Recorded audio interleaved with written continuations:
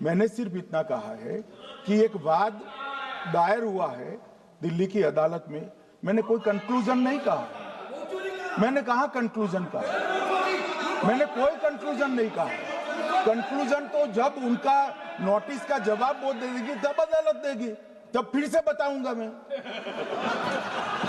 मगर अभी तो मैंने सिर्फ इतना कहा है कि वहां एक केस रजिस्टर्ड हुआ है जिसमें श्रीमती गांधी को नोटिस इश्यू किया है। इसमें इतने लाल पीले होने की जरूरत क्या है? मान्यवर, हम सबका साझा दायित्व है। हम भी विपक्ष में बैठे, हम चुनाव जितने जीते हैं इससे ज्यादा हारे हैं। हम लोगों का तो एक प्रकार से पौना जिंदगी ही विपक्ष में ही चला गया, चाहे राज्य हो या केंद्र हो।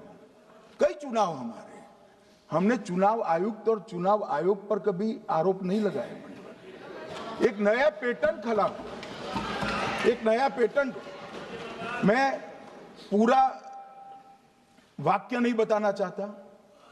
श्रीमती ममता बनर्जी ने चुनाव आयोग पर आरोप लगाए, स्टालिन जी ने लगाए, बीडी सतीशन जी ने लगाए, श्री राहुल गांधी ने लगाए, मल्लिकार्जुन खड़गे जी ने लगाए, तेजस्वी यादव जी ने लगाए, अखिलेश यादव जी ने लगाए, वी शिवन कुट्टी ने लगाए, हेमंत सोरेन जी ने लगाए, भगवंत मान जी ने लगाए।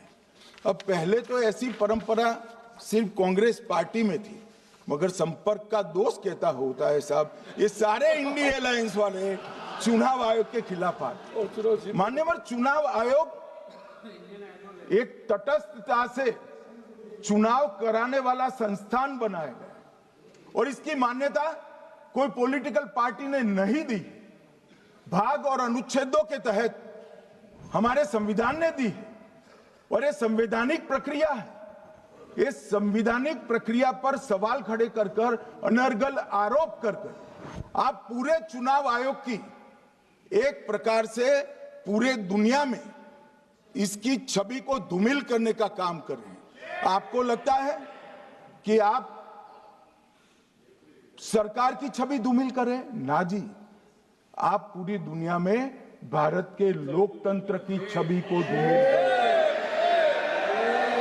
मान्यवर, सरकार का तो इतना ही सवाल है, मान्यवर सरकार का तो इतना ही सवाल है कि भारत के मतदाता क्या सोचेंगे। मगर मतदाता का सोचने का सवाल नहीं है। मतदाता को तो मालूम है कि हमने तो वोट दिया है इसलिए चुनकर आए हैं, तो उसके मन में कोई डाउट नहीं है।